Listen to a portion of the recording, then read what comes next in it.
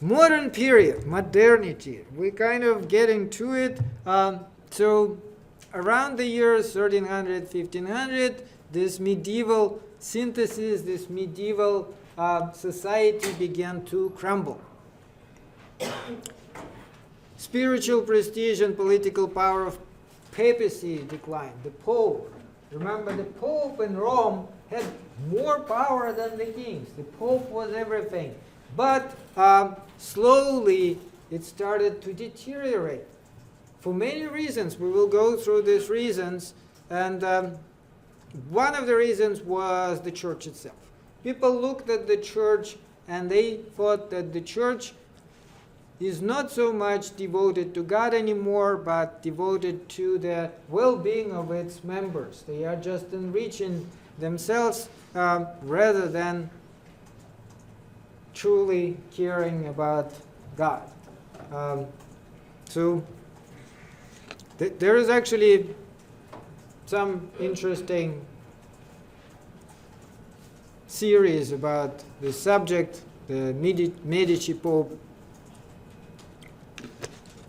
The Pope himself was having extramarital affairs, had multiple girlfriends, was living lifestyle of a rich playboy, and people, of course, knew about it, and they were talking about it, and they were like, what's going on? So that was among the reasons. There were also a period between 1378, 1415, when there were two popes. One was in Vatican and the other one was in the south of France, in Avignon. Both of them were popes. Certain kings accepted one, certain the other one. There was a disagreement which one is real. Didn't help either. So the church kind of was in trouble. Scholasticism began to decline too, and there, among others, philosophical reasons. Now, what was going on at the time with scholasticism? Remember, scholasticism, they were using Aristotle, especially after Aristotle became available, in a very tight way. Like the way they were working with Aristotle was very methodical and dry. They were just taking Aristotle and using him to prove Bible in a very, very kind of schematic way. But around this time, what is known as voluntarism began to emerge. And that caused a strong emphasis on omnipotence of God. We will talk about it, so I'll explain what it is. Why was it important? The question actually goes back to Plato. Even Plato asked this question, and the question is very interesting. How does God's will and God's intellect relate? What is more important, God's will or God's intellect? So Plato specifically was asking the question about piety. What is piety? Do gods love piety? Do gods love the good because it is the good, or is it the good because gods love it? That's how Plato was asking this question. So let's think about it. What does he mean? For example, why is it evil to murder somebody? Is it because God declared it, or is it bad and evil in itself, and even God could not change that? Could God change what is sin? Could God rework it?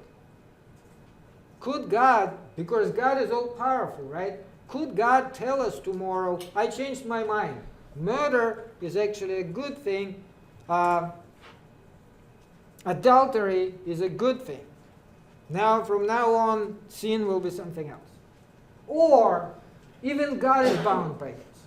Even God cannot change that. So this is where the disagreement was between voluntarists and intellectualists. Aquinas was intellectualist. He was saying God's intellect precedes his will. Basically means that God's intellect, it's like the God's mind, and even God cannot change his own mind. So God's mind, remember all these forms, the form of the good in particular. So what is good is a law even for God. Even God could not change what is good and what is evil. On the other hand, voluntarists, and that's like a more or less new generation, they were disagreeing. They were saying, no, the God is all-powerful. If God wanted to, he could change anything, including this. He could make murder no longer a sin. He could even do like 2 plus 2 equal 5. Why not? So there was a disagreement because for them it was an important issue. Can God do it or not? Okay, so remember that, again, back to Thomas Aquinas' model. This is the model. We can approach certain things with faith, we can approach certain things with logic, and we have an overlap which we can approach from either one of them.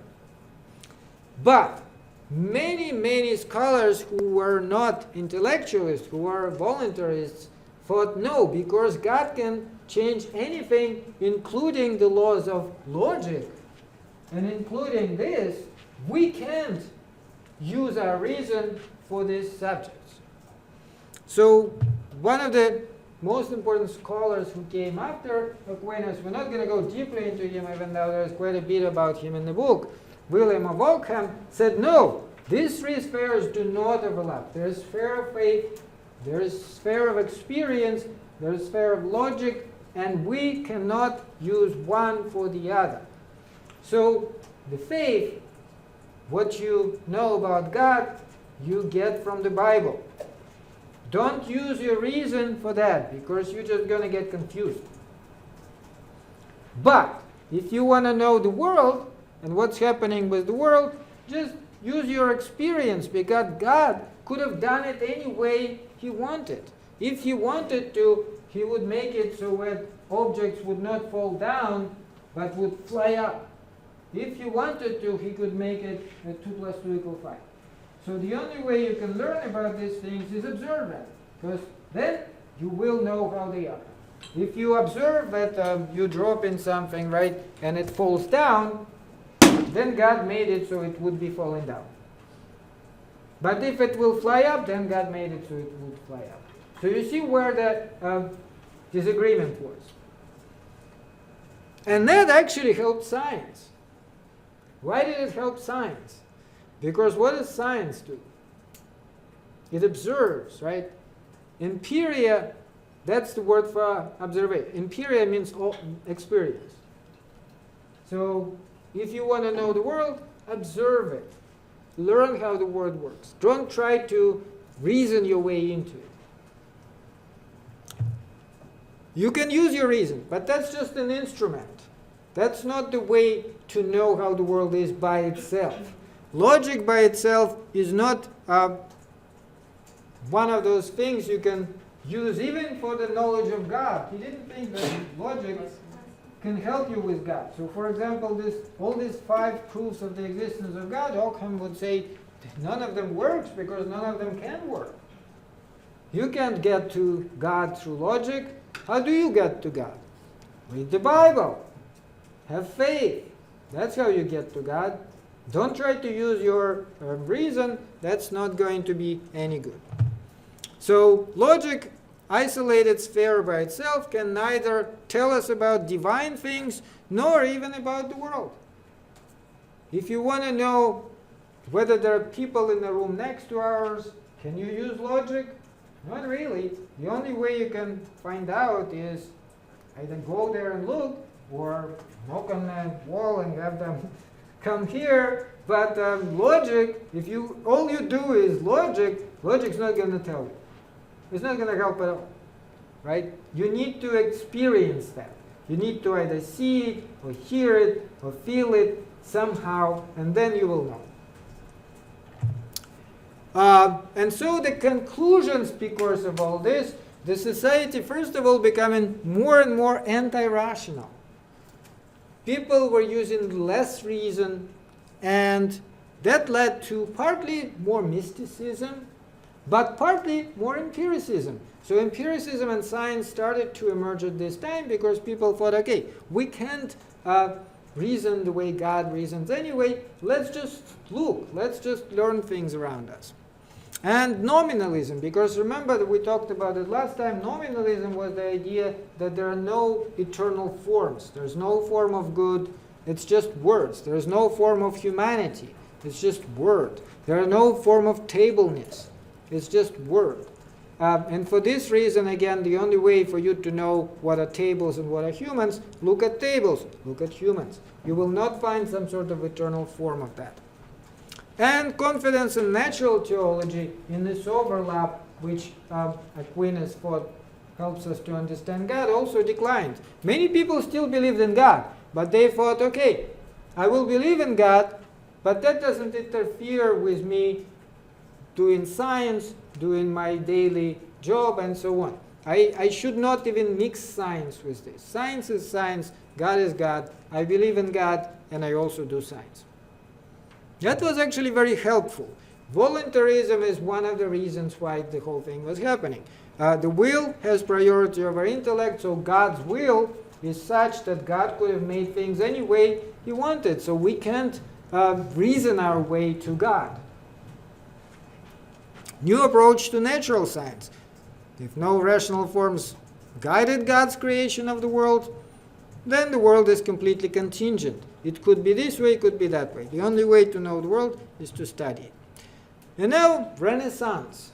Renaissance actually is an interesting movement. It started in Italy around 1347, 1349, when they had Black Death. After the Black Death, more or less. What is Black Death? I don't know if you guys heard about it. It was mentioned a lot during the pandemic, because that was the pandemic they had. And it was brutal. It was one of the worst pandemics in Europe. Well, partly because at the time they didn't wear masks. They didn't even know what it was. They had no idea there were viruses or bacteria, but they were still getting sick and dying. So they didn't wash their hands because they didn't think it was going to help any. Many people thought that maybe prayers will help. Some people thought that perhaps they were smoking some sort of stuff, and the smoke will drive away the evil spirits or whatever. But at the same time, they didn't wash their hands. So of course, that was not what they had to do. And as a result, a lot of people died. Europe was almost depopulated. Black Plague was some sort of a plague which they got from rats. Rats has brought it from the Far East. And it spread like a wildfire. Lots of people were dying. There were, like, if the city got a Black Plague, what they tried to do, like the quarantine, is just basically block it so that nobody could escape, right? And then wait until, like, well, if not everybody dies, then most people die. And then if somebody left, okay, you're lucky.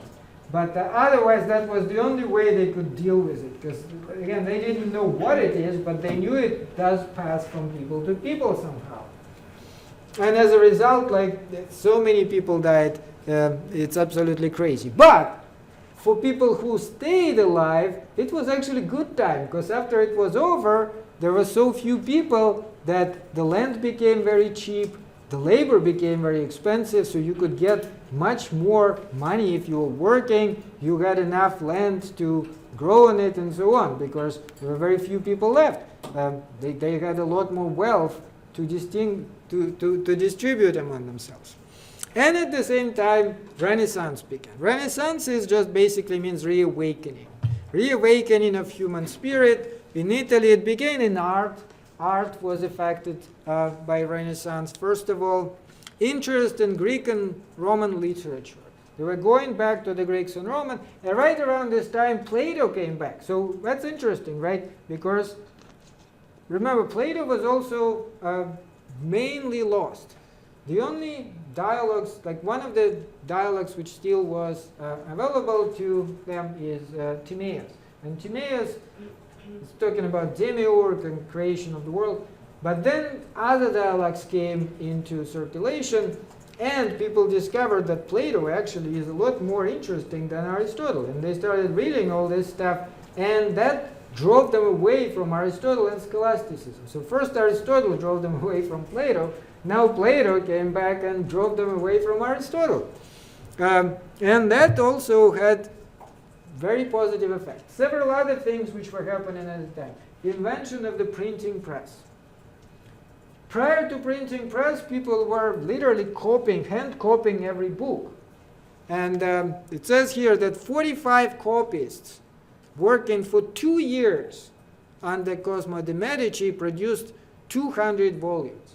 Right? So Cosimo de' Medici was the rich Florentine banker. He hired these people, 45. And he had them copying these books for his personal library over 2 years, and they produced 200 volumes.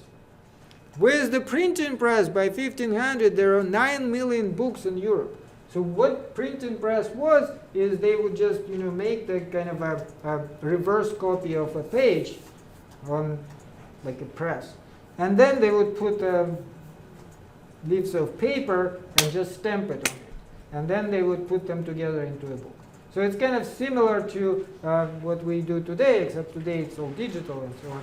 But that was a very mechanical process. However, the idea is once you make this kind of a reverse printout of a page and start printing, you can print as many copies as you want. All you need is ink. So that speeded up process dramatically, and as a result, books became much cheaper and much easier to get. Prior to this time, it's 1447, and they invented it. Prior to this time, a book was costing a fortune. Imagine you needed a guy who is actually can write very well to produce this over a long period of time. How much this would cost?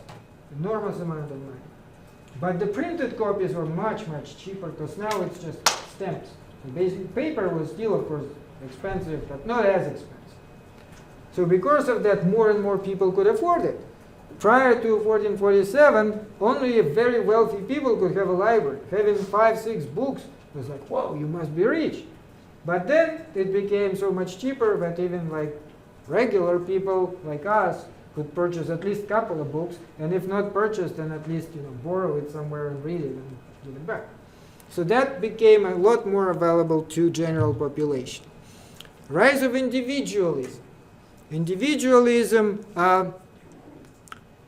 rejecting medieval scholasticism, sterile abstract intellectualism, turning to literature and art as a remedy, the classical point of view, which puts a human being at the center. It's not longer so much about God, now it is about the humans. We are back to caring about the humans rather than God. Remember, medievals thought that God is the center of everything. But with Renaissance, less and less of God involved. That changed, first of all, changed art. And if you look at the art prior to Renaissance period, like if you look at 10th, 11th, 12th century, you go to any museum, it's always like the Jesus on a cross, and it's very, very kind of schematic, simplistic. Starting around Renaissance period, starting around 14th, 15th century, they started painting normal human beings. So here's a good example. This is one of the famous paintings. This is actually 1533, Hans Holbein, The Ambassadors. Let's take a look at it. So this is 2 ambassadors, French ambassadors in England at the time. Hans Holbein was painting in London, in England. They're standing here next to the table with a whole bunch of objects. Let's take a look at them. What are these objects? There is a book here, right? What else? The lute, the globe, right? There is another globe here. There is some sort of scientific stuff. So this is the emergent science. Another interesting part about this painting, what is this? It is a skull, but you only see it's a skull if you stand like this next to the painting and look this way. Because you see how distorted it is? But if you stand this way, the distortion disappears and you actually can see the skull normal way. If you go in London, it's a National Gallery, you can actually do it there. A lot of people that go to the painting and look this way. But here's another interesting part, and not everybody realizes it. If you look in this corner here, what is that? Christ. It is a Christ. But look at where it is. In the very back, behind the curtain, barely sticking out. So you see the symbolism of that? God is no longer the center. The human beings are the center. God is still there, but he is behind the curtain. He is barely visible. So that's 1533. And you can already see in these paintings everything we're talking about. So this is basically how society was changing. Protestant Reformation happened around the same time. Interesting process. Started traditionally is considered with Martin Luther. Martin Luther was an Augustinian monk. He was a very religious person. He actually didn't want to start any kind of trouble, but nonetheless, he knew about all the corruption in church hierarchy. And this is exactly what he rebelled against it with his famous 95 Theses, which he nailed to the Wittenberg castle. Why? Because one of the things he was really unhappy about, so-called indulgences. What were the indulgences? The church has actually started doing this. If you committed any sins, you could go to church and purchase an indulgence to absolve you from those sins. They had a price list, right? So let's say you committed adultery, but you are rich. You go to church, they tell you, okay, that's going to be 200 florins. So you pay them 200 florins, okay, we have a word with God, you are okay. Any sin could be purchased in this way. But of course, many people within the church themselves were horrified by this. Because so what, you can now sin as much as you want as long as you can pay for it? That doesn't seem right. And Martin Luther was absolutely horrified by this too. But that's because many of people who were within church hierarchy were no longer really true believers. They were businessmen, you might say. They were making money on this. And of course, there were still people who deeply believed in God, and they found the whole thing disgusting, including Martin Luther. So Martin Luther, one of the things Protestantism started is translation of the Bible. Because the Bible prior to that was in Latin. Very few people spoke Latin. Who spoke Latin? Well, first of all, the people who were within church hierarchy, right? So that means as simple folks could not read the Bible. If you want to know what's in the Bible, you'd have to ask the priest. So the priest was kind of like a gateway, right? The priest decides what is, how you're supposed to live your life, and if the priest is corrupt, then of course that gives them advantage.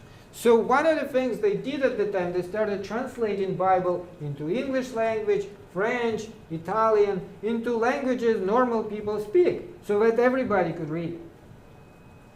That's one of the things with Protestantism. And there were strong movement against the Pope. The Pope, specifically this Medici family, the Borgia Pope, the series actually, the one I mentioned was called The Borgias. If you want to Google it, The Borgias, you can watch, it's very entertaining. He really had like this playboy lifestyle while being the Pope. So the Pope lost, for many of the religious people, Pope lost all authority. They thought Pope is just some sort of businessman.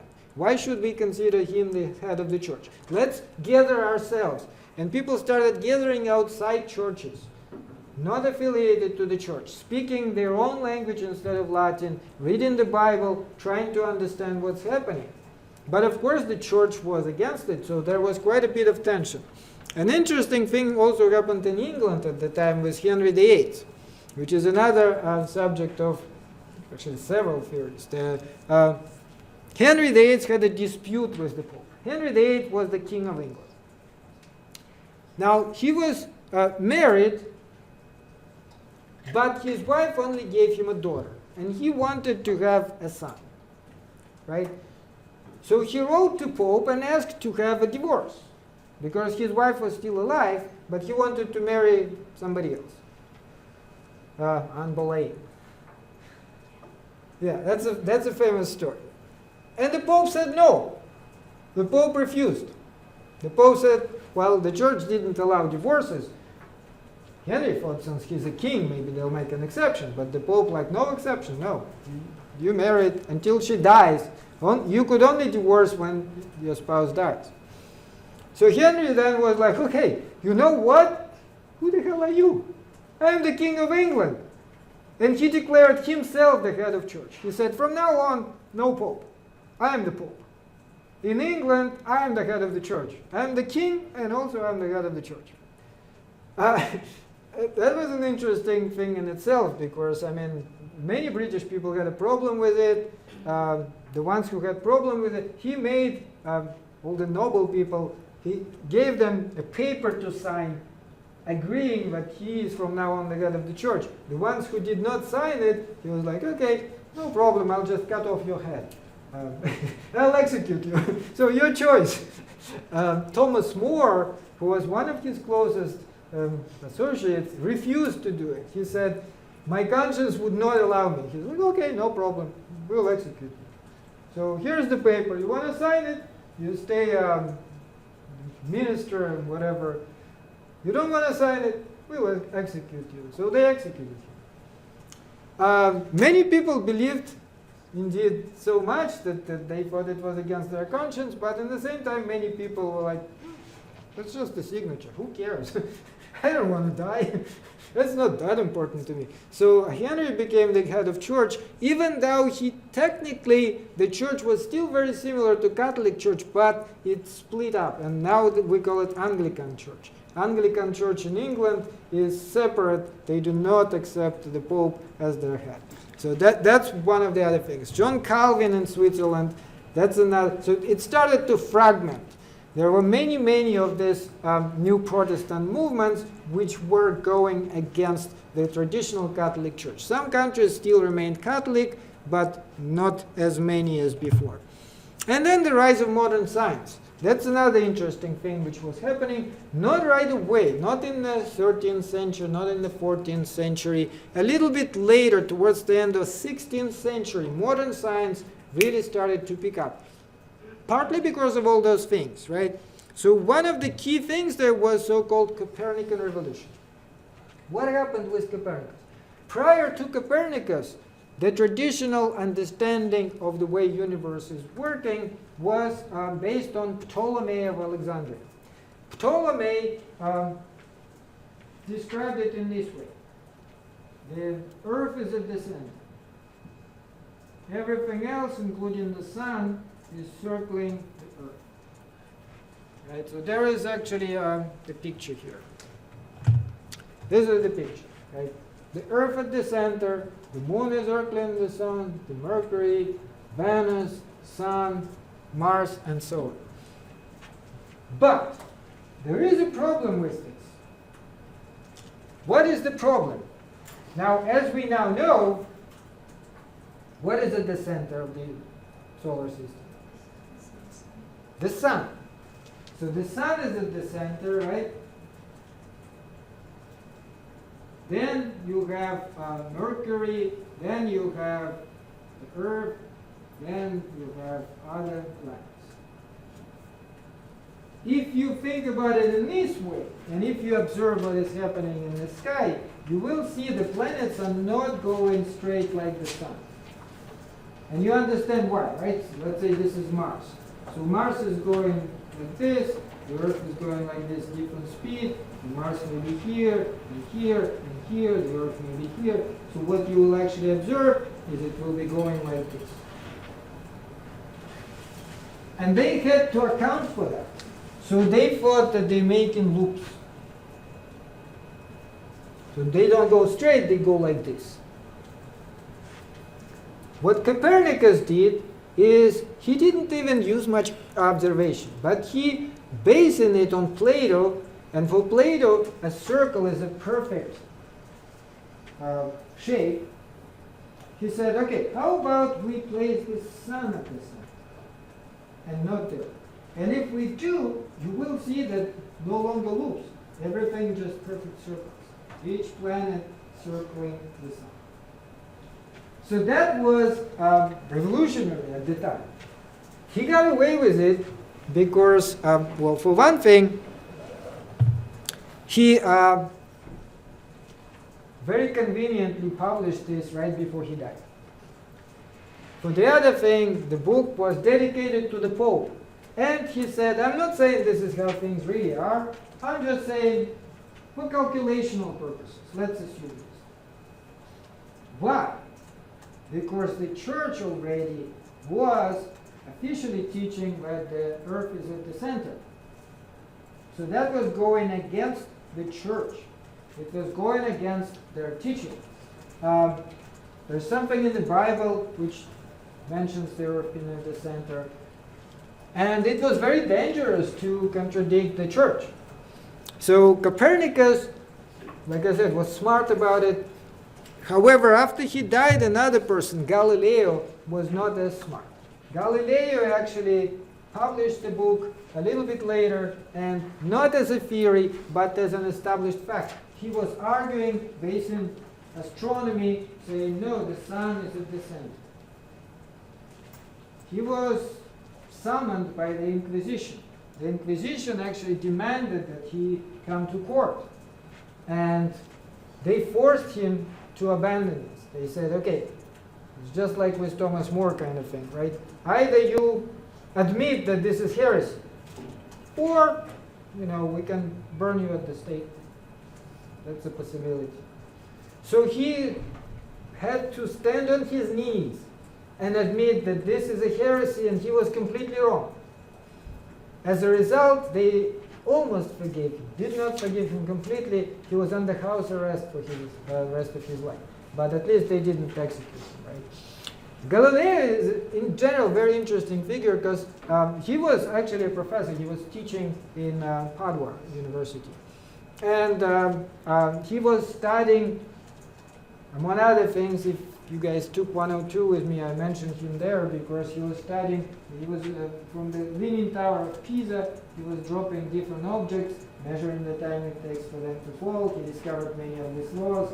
So Galileo was a genius. And this is one of the things he is well known for, this system which he actually, for the first time, stated as a fact and not as a hypothesis, that the sun and not the earth is at the center. So few other things starting from Galileo. But first of all, he was mathematical atomist. Remember the atomists, Democritus and so on? They thought that everything has this smallest piece, which is like a little bricks the reality consists of. And they also thought that mathematics, you can use mathematics. So Galileo started using mathematics to calculate all this stuff, to calculate the movements of the planets, to calculate the whatever other physical laws, including this, how long it takes for something to fall and so on. He was using mathematics. Prior to this, they did not use mathematics in science. It seems so natural today because we know science is all math-based, but for them it was novel. Galileo was one of the first. And also the mathematical ideas of the Pythagoreans. Remember the Pythagoreans who thought the numbers are magical, everything consists of numbers. So that's kind of like was at the foundation of that. They started reading all this, Euclid's geometry, Pythagoras, discovered this stuff which we studied at the beginning of class, and that is what influenced science. This is where science started to pick up. Now, what was happening with philosophy? This is like none of it really is much of a philosophy. So two interesting philosophers of the time, which the book covers, Francis Bacon and Thomas Hobbes. So Francis Bacon is interesting, but I think that it makes more sense for us to talk about Thomas Hobbes, because his ideas were more influential in our time. And he is, both of them are from Britain. Britain actually was very advanced in terms of science, in terms of many other things. Next time we'll also talk about Isaac Newton. He was a little bit later. So who was Hobbes? He was born 1588. His father was an educated vicar, but at the time it was already possible for him to go to university. He went to Oxford University. He got an education there.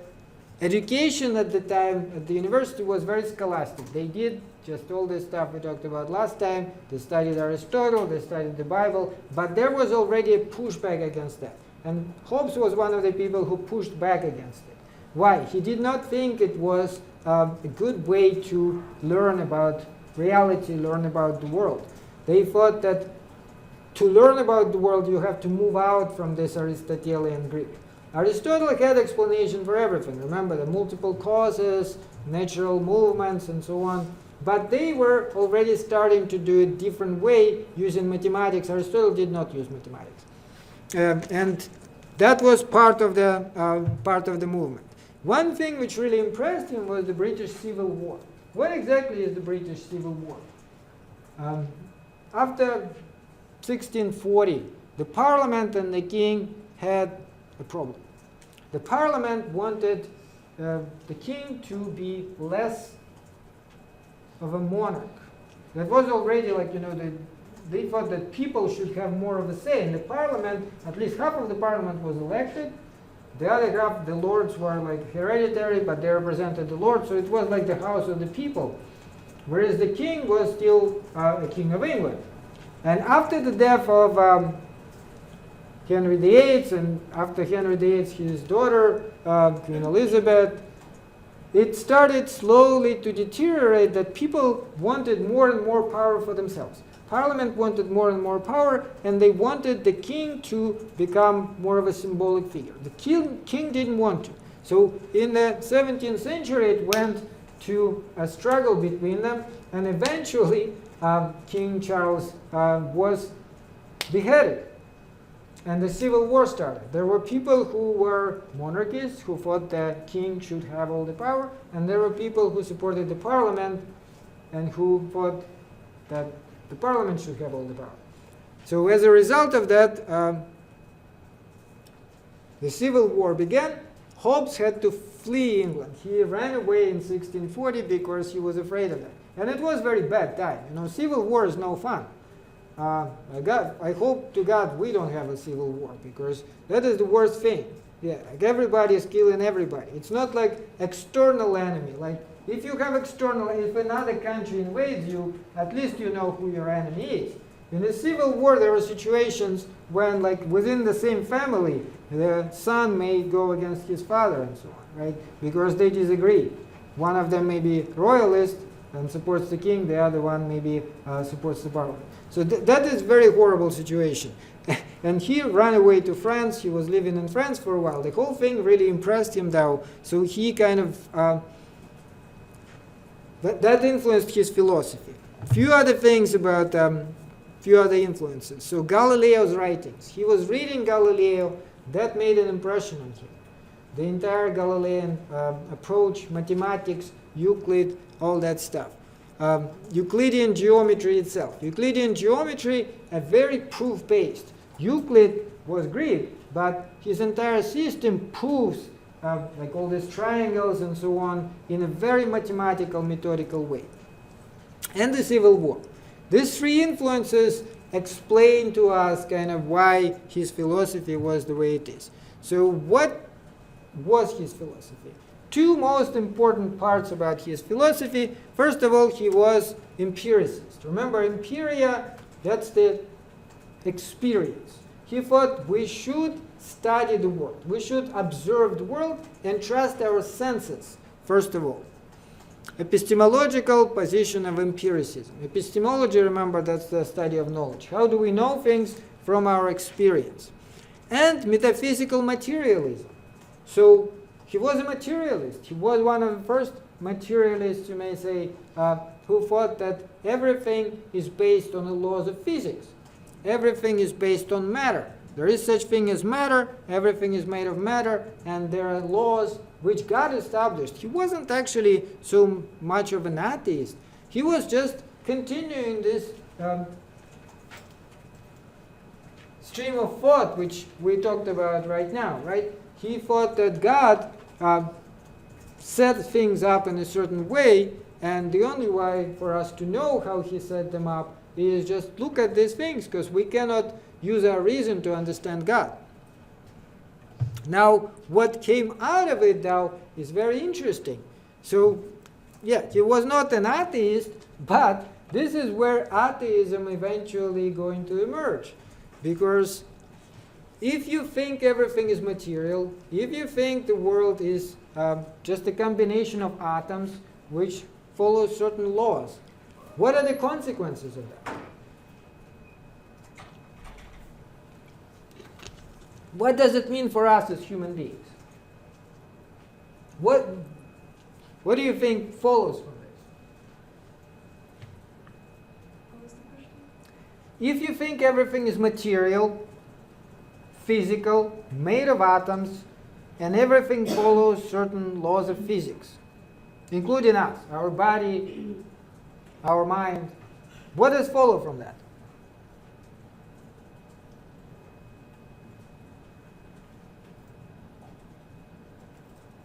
Anything?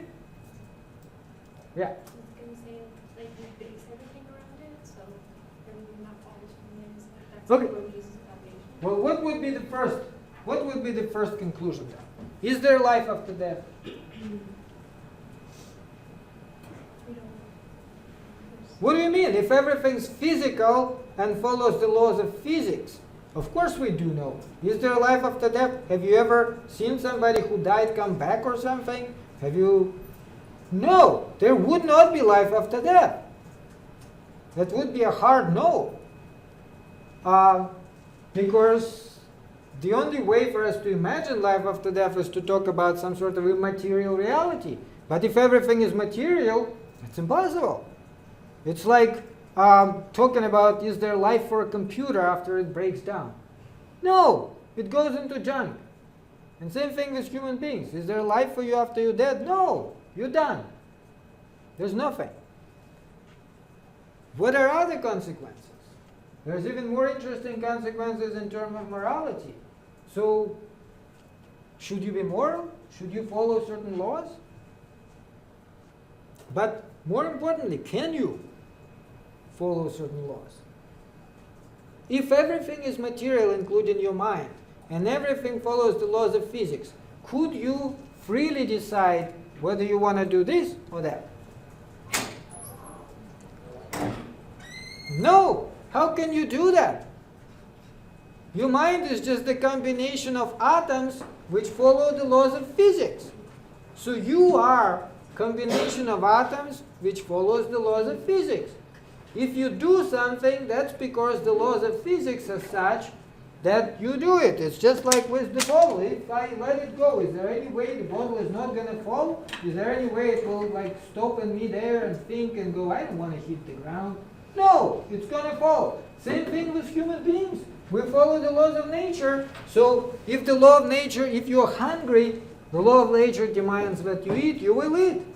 The only way you may not eat is if there's no food. But then you'll be looking for food because, again, the laws demand that you do so. And this is basically where we come back to. This is the quote from Hobbes. He's saying, "For what is the heart but a spring? The nerves but many strings. The joints are like many wheels, giving a motion to the whole body, such as intended by artificer." Artificer being creator, the God. So basically we are robots, right? The God made us, and we're like robots, and we're doing whatever our program tells us to do. And that's pretty much all there is to it. So he based his epistemology on this mechanical approach, and he thinks that all the conceptions of the mind come from the senses. So whatever we have in our mind is we experience something at some point, and that is what makes us what we are. Then all those colors, tastes, fragrances are all fantasies. They are not really there. The only thing there is the shapes, the hardness, and the objects like this. So that was kind of like the idea they had at the time. We'll talk about it a little bit more later, primary and secondary qualities. Then imagination and memory, nothing more than decaying sense. You experience something, right? That was the primary experience. Then what is your memory? Well, it's like the image of that, which with time gets more and more deleted, right? So then at some point you completely forget about it. You can think about it this way. Can you now remember what you did yesterday? Probably yes. Can you remember it a month from now? Not so much. 10 years from now? Not at all. It'll be like, what the hell happened there? I have no idea. So this is basically like the way it works. More importantly, the verbal motions. How are we different from animals then? Well, we have language. And language itself is like this program we run on. So that basically is what makes us what we are. Language works to influence us in a variety of different ways. This is how we're different from animals, with language. Reasoning, on the other hand, is just this game of playing with language. It's another quote, nothing but reckoning, that is adding and subtracting of the consequences of general names agreed upon by the marking and signifying of our thoughts. So we have these words in our head, and we are playing with them, like juggling them around, combining them in different ways, and then that also has an effect on us. So all motion, according to him, is determined, and therefore there really is no freedom of the will. We cannot decide what we want to do at all. It's all determined. It all follows this clear pattern laid out. So any decision we make is like whatever has stronger pull on us, right? There we have desire and aversion. What do we desire? We desire things which make us happy. What do we averse? The things which hurt us, which make us unhappy. And we are kind of torn between them and basically just choosing whatever has the strongest pull on us. It's like a yo-yo model, right? This is why it's hard to predict. It seems like it's hard to predict what the other person does because they have freedom of the will. But Hobbes was saying, no. They don't have freedom of the will. It's just that sometimes if you flip in a coin, can you predict whether it will be head or tail? No, because there's just so many different combinations. Same thing with other human beings. Same thing even with us. Sometimes we may not know what we're going to do, but it's predetermined. It's just that we ourselves have to get there. Right? So again, with the coin, if you flip a coin, obviously it will be spinning according to the laws of physics. And then it will land either heads or tails based 100% on physics. But you don't know that, so it seems to you like it could be either one. To you it may seem this way, but in reality it is completely determined based on the speed of rotation, based on the resistance of the air and such. So he thought human beings are exactly like that too. And ethics, what do we call ethics? What do we call good and evil is completely based on this. Whatever we call good is what we desire. If we desire something, we think it is good. And whatever we averse to, that's what we call evil. There's nothing else to it. If something hurts you, you will call it evil. If something is displeasing to you, you will call it evil. On the other hand, if you enjoy it, you may call it good. Depending, again, on whether or not it may hurt you in the end. So there may be exceptions, right? Like if you enjoy your food too much, what may happen? You may get fat and then your health goes down and then you're no longer happy. So in that sense, like too much of it just becomes evil too because it starts to hurt you. But it's not because it's in itself good or bad. It's just that you went too hard in this direction. Okay, take a look at his political theory. That's the last part of it, and it actually is the most influential. One of the reasons I talk about Hobbes so much, Hobbes greatly influenced Karl Marx. You know Marx and Marxism? Marx said that Hobbes was the first of us. So he looked at political philosophy, and with all these ideas, this is what his approach was. The famous book is Leviathan. I didn't give you the reading from Leviathan because it's kind of hard reading. But if you read Leviathan, you will see it's actually an interesting idea. He thinks about how should society then be based on all this stuff. And he decided that the society should function in such a way that there should be some sort of authority. And that authority should decide what we should do and what we should not do. So it doesn't have to be the king, although it has to be somebody. If it's not the king, then it should be the parliament. If it's not the parliament, it should be some other force. But we have to have this force which will keep us in check, because otherwise we are dangerous to ourselves and to others. Why? Well, his reasoning is like this. Imagine there's no government and no laws. He called it state of nature. Then what would happen? Well, the people who are stronger will try to get more. They will try to get whatever they want. And they'll be fighting everybody else. But no matter how strong you are, there may always be somebody stronger than you. So basically people would just be murdering each other all the time, destroying everything, and causing chaos. You won't be able to do anything. Because in order for you to do anything, like have trade or production of some sort, you need to have order. You need to have laws. Why? Well, partly the civil war in England influenced him so much. He knew what was going on. He knew what's happening when there's no authority, when people start killing each other. So he thought that should be avoided at all costs. And how do we do it? We give all the power to the government. The government decides everything for us. Because that way the government will make sure we don't kill each other and we live in peace. So the state of nature, every man has a right to everything, even to another's body, is horrible. This is something we should avoid at all costs. State of nature is a state of fear. If you live like this, you'll be constantly afraid because, well, by nature, he thinks, we are the kind of animals who want to grab everything for ourselves. We don't really care about others that much, not unless it's your family. But everybody else, oh, whatever. So then, if we allowed full reign of this, we will be like running around, killing each other, stealing each other, everything from each other. But that way, we ourselves going to get hurt.